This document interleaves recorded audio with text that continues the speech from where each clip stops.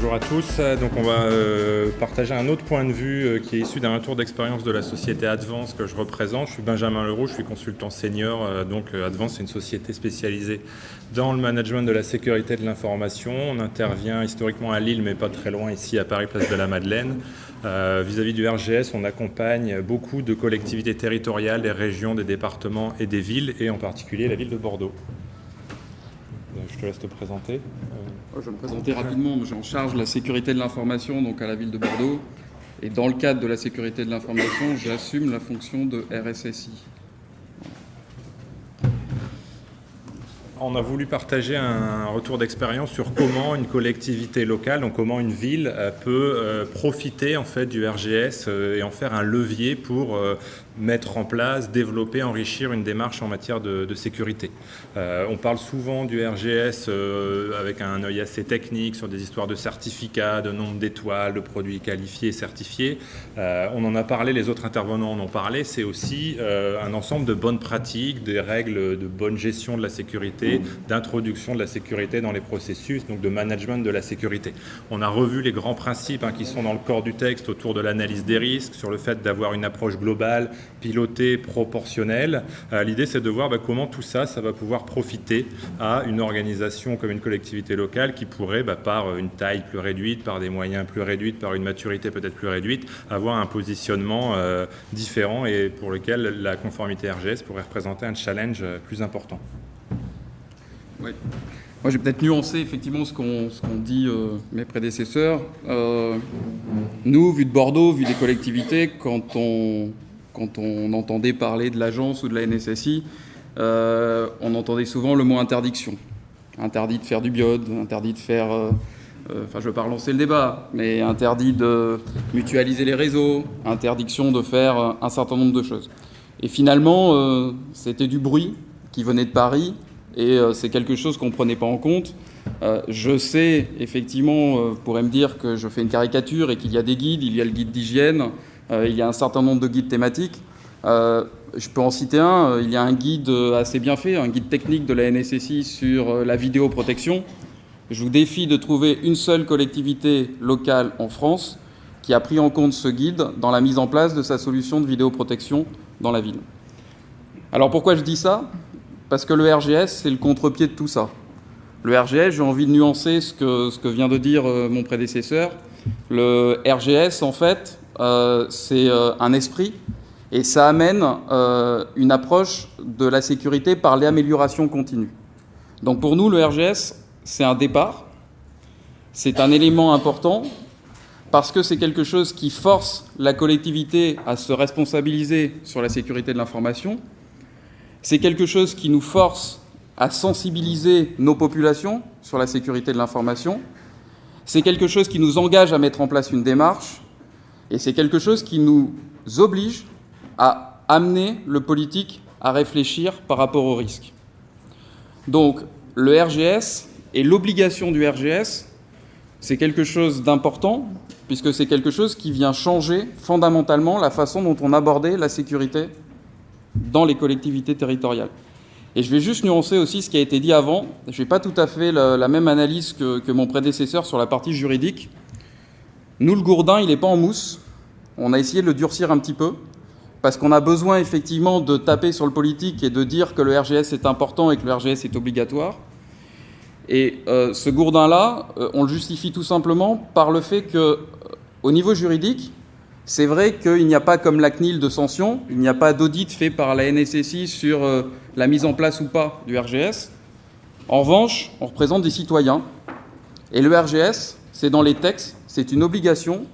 Donc si demain, un citoyen venait attaquer la collectivité sur un défaut de sécurité, on pourrait nous reprocher, juridiquement, de ne pas avoir mis en place la gouvernance, l'homologation qui était imposée par le RGS. Voilà, donc ça c'est la vision de la collectivité sur le RGS qui est sensiblement différente. Et puis on reviendra tout à l'heure parce que j'ai un peu caricaturé ce qui a été dit sur la NSSI, mais j'ai aussi noté des choses positives, notamment sur cette volonté d'accompagnement. Et en plus je mentirai puisque je travaille sur des groupes de travail en ce sens avec le SGMAP et la NSSI.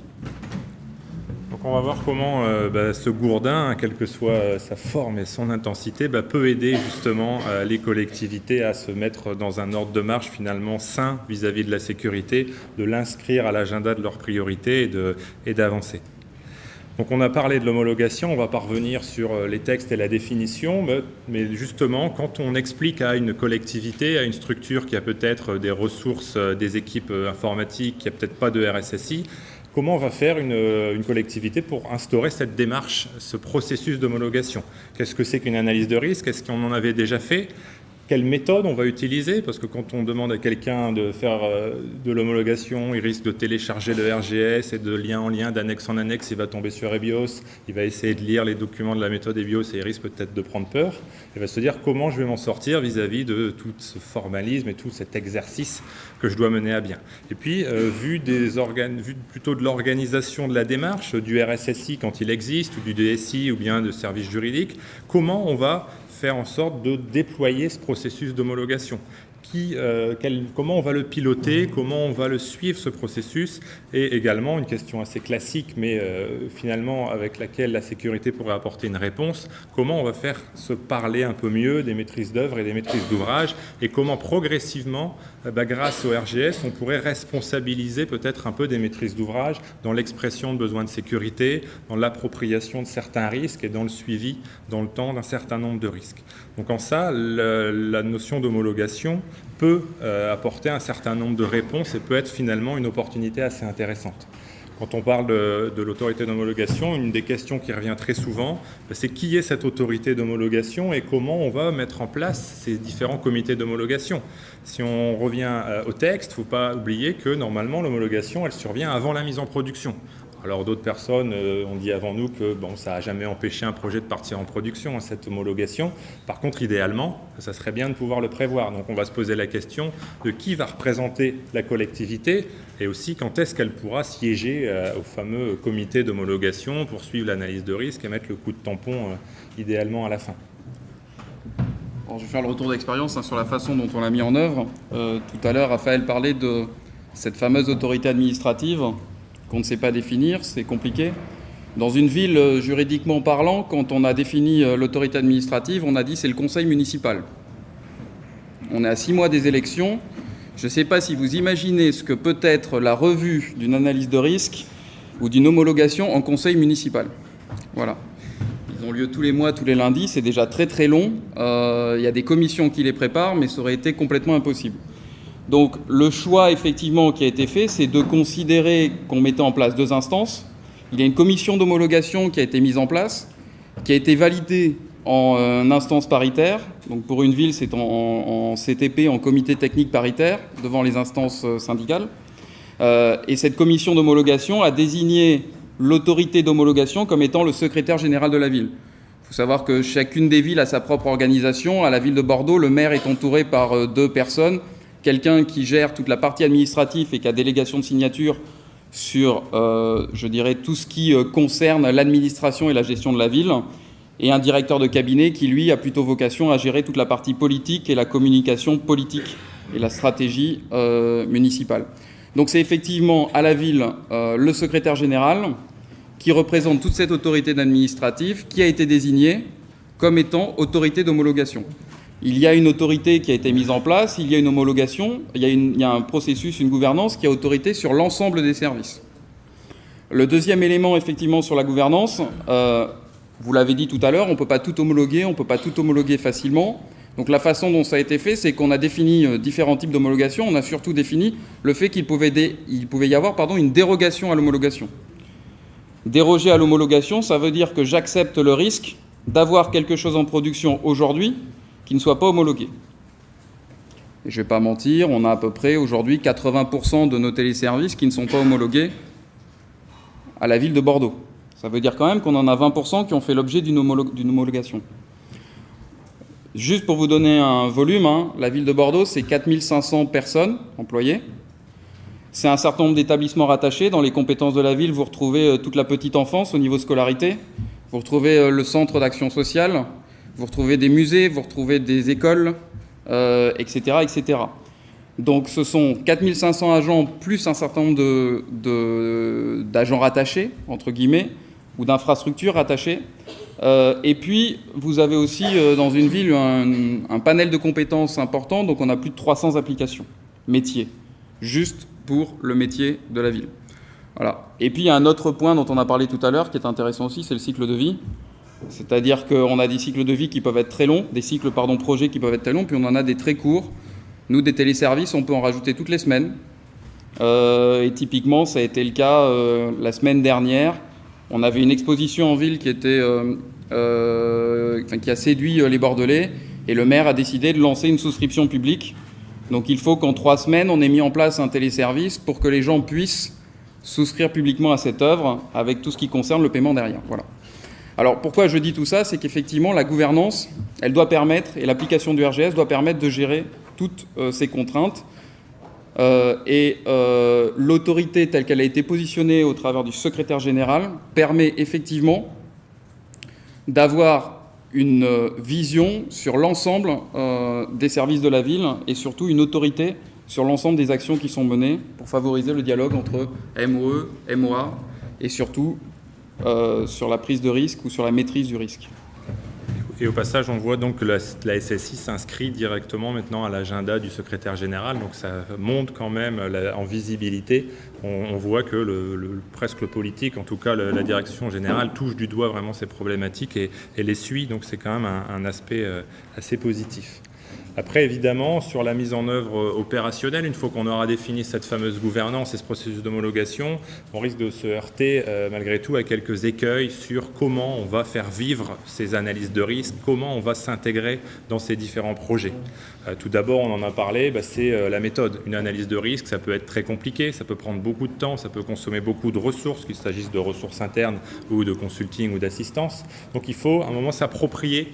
Encore une fois, il est question un peu d'interpréter les textes. Est-ce qu'il faut faire de l'EBIOS à 100% ? Est-ce qu'il n'y a pas des méthodes plus agiles, plus simples, qui pourraient être déclinées selon les contextes ? Donc ça, c'est des choses aussi qu'on a essayé de mettre en place pour faire en sorte que l'analyse de risque ne soit pas perçue comme une formalité administrative systématique pour lesquelles les chefs de projet vont traîner des pieds quand il va falloir le réaliser. Ensuite, on va aussi se poser la question de la conclusion de l'analyse de risque. Qu'est-ce qu'on va faire de ces fameux risques résiduels ? Est-ce que quelqu'un va s'approprier ces risques ? Est-ce qu'on va vraiment valider les risques résiduels ou est-ce qu'on va toujours vivre avec une analyse de risque à moitié terminée qui n'a pas vraiment de conclusion. Et également, un autre point qui est très important, c'est comment, de cette analyse de risque, on va en tirer des éléments pour vraiment mettre en place de la sécurité. Comment on va mettre en place des mesures de sécurité et comment on va pouvoir s'engager sur la mise en œuvre, l'application de ces mesures de sécurité. Donc on en a parlé, tout ça c'est finalement une version RGS de la traditionnelle méthode d'intégration de la sécurité dans les projets. Ça se voit dans la sphère privée, ça se voit dans la sphère publique. C'est quelque chose qui a été fait depuis quelques temps pour essayer de diffuser des bons réflexes un petit peu partout. Et là, on voit que c'est l'occasion, encore une fois, il y a un levier pour essayer de le mettre en place, tout en essayant toujours d'avoir une approche un peu pédagogique pour faire en sorte que, ça c'est un retour qu'on a eu en travaillant, en accompagnant des projets. Le chef de projet nous dise à la fin de la réunion sur l'analyse de risque, je vous remercie, vous m'avez fait me poser des questions que je ne me posais jamais avant et maintenant, quand je vais aborder un projet, j'aurai peut-être un regard un peu différent. Et là, on développe une culture du risque et progressivement, on intègre des bons réflexes au sein des différentes populations qui sont amenées à faire vivre le système d'information. Et là, c'est quand même une façon de contourner la difficulté pour en faire quelque chose de très positif. Donc l'idée, c'est d'avoir la réponse qu'on a essayé de formuler, c'est une démarche simple mais systématique. L'idée, c'est bien de dire, on va faire en sorte d'intégrer un petit peu de sécurité dans tous les projets, dans tous les téléservices. Parfois, ça sera très simple, ça sera allégé, mais au moins, on va essayer de le faire à chaque fois. Donc l'idée, c'est d'avoir une approche assez industrialisée. Comme ça, on va essayer de l'outiller, on va pouvoir former les chefs de projet, on va pouvoir diffuser un message qui est toujours le même et qui va pouvoir éventuellement s'améliorer au fur et à mesure. Cette démarche, c'est un petit peu dans l'esprit de ce qui a été présenté au ministère de l'Intérieur. C'est une démarche qui se veut flexible. Évidemment, il y a des gros projets, il y a des petits projets, il y a des projets critiques, il y a des projets moins critiques. Donc l'analyse de risque, on va se permettre de la simplifier s'il faut juste valider un certain nombre de bonnes pratiques en matière de sécurité.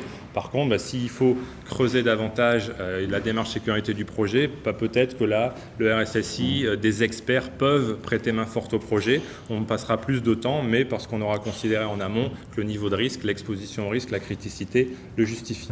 Et le point le plus important, justement par rapport à ce qui a été dit aussi avant, pour éviter de surinvestir, c'est d'avoir une démarche réaliste. On peut imaginer un processus extrêmement perfectionné en matière de sécurité qui va s'inspirer de toutes les littératures, des normes, etc., etc. Et si demain on l'impose à quelqu'un qui n'a jamais entendu parler de la notion de risque ou de sécurité, on risque d'arriver à rien du tout. Donc l'idée, c'est vraiment d'imaginer une démarche aussi qui va suivre une courbe d'apprentissage. Avant, les gens ne se posaient pas toutes ces questions. Maintenant, on va les aider à réfléchir, on va leur faire se poser des questions. Et puis, tout ça, ça se fait dans un contexte de maturité croissante de la sécurité dans les organisations, dans les collectivités territoriales. Donc maintenant, on va progressivement insuffler ça, pas uniquement au sein des équipes d'experts ou dans la DSI, mais on va essayer de le diffuser parmi les chefs de projet et pourquoi pas parmi les maîtrises d'ouvrage. Donc rapidement pour l'illustrer, tout ça, ça a été outillé parce que on a voulu quand même aider les chefs de projet. L'idée, c'est pas simplement de leur faire une petite note sur le RGS en expliquant que demain il faudra faire des analyses de risque. On a essayé de l'outiller de façon assez simple. L'idée, c'est un petit questionnaire Excel comme on peut en avoir dans des tas de contextes. C'est pas non plus révolutionnaire. Par contre, il y a bien une qualification qui est systématique. Une première partie où on se pose un certain nombre de questions qu'on va essayer de faire de façon systématique en se disant, s'il fallait faire que ça, au moins posez-vous ces 5 questions, posez-vous ces 10 questions, et des questions qui sont formulées dans un langage clair et compréhensible qui exclut du jargon d'expert sécurité. Et en fonction des conclusions de cette qualification, on va dérouler une analyse de risque plus ou moins compliquée, pour à la fin arriver à une synthèse qu'on peut présenter en commission d'homologation. Donc cette approche, elle se veut assez systématique, donc on va retomber sur d'autres problématiques, comment je peux capter tous les projets, donc là on refait le lien avec la gestion de projet et la PMO, mais en tout cas on essaie de s'insérer dans des choses existantes pour progressivement améliorer la prise de conscience des uns et des autres. Par exemple, là, il y a eu bien évidemment, comme ça a été dit tout à l'heure, on a des projets majeurs. C'est le cas dans les villes de la dématérialisation ou de l'archivage. L'archivage est quelque chose de complexe aujourd'hui puisque si on veut dématérialiser la notion d'arrêté telle que ça a été présenté tout à l'heure dans une ville, là on a des démarches de sécurité dans lesquelles on utilise les BIOS et sur lesquelles on se fait accompagner de manière complète. En revanche, effectivement, sur l'ensemble de notre parc, on a une démarche qui est une démarche simplifiée, qui est surtout une prise de conscience du risque que l'on prend à un instant T. Donc tout ça, ça a apporté de vrais bénéfices. On espère en tout cas que ça a été du concret. Déjà, ça a permis d'avancer pour de bon. C'est plus, on se pose des questions, on tourne autour de la question de la sécurité. Maintenant, on y va. On met dans la boucle les chefs de projet, les différents profils, les différentes ressources qui peuvent être amenées à faire vivre le système d'information de la collectivité. Et on l'a vu, on essaie de le faire de façon systématique. Donc cette approche un peu systématique et surtout collaborative a vraiment permis d'améliorer la sensibilité, la prise de conscience. Et un autre point, je pense, plus global finalement et qui dépasse vraiment le RGS, c'est la notion de culture risque, où progressivement, notamment grâce à l'autorité d'homologation, la prise de conscience par des directeurs métiers, on acculture en fait les différentes parties prenantes au risque. Et ça, c'est quelque chose qui dépasse finalement les bénéfices attendus et qui a vraiment été positif. Maintenant, malheureusement, oui, il y a un autre élément. On verra à la fin qu'il y a encore des challenges, mais pour autant, outre ces bénéfices, il y a une valeur qui dépasse aussi la sécurité qui a été perçue par la collectivité. Oui, moi je vais aller très vite, mais au-delà de ça, la maîtrise du risque, c'est aussi, ça nous a permis, ou en tout cas, d'engager une démarche de cartographie et de maîtrise du SI de manière plus globale. Et on a l'ambition, effectivement, au travers de cette démarche d'urbanisation, de dégager davantage de valeur. Donc non seulement ça nous sensibilise sur la maîtrise des risques et sur la problématique de la sécurité des systèmes d'information, mais plus globalement, ça nous permet aussi de repenser notre système d'information, de le retravailler pour accompagner complètement les futures démarches et l'évolution de notre système. Donc pour conclure, c'était les prochains défis, puisque on a bien vu qu'on avait réussi en accompagnant, en formant les chefs de projet à instaurer les bribes de la démarche. Par contre, il y a certains challenges maintenant qu'il va falloir traiter.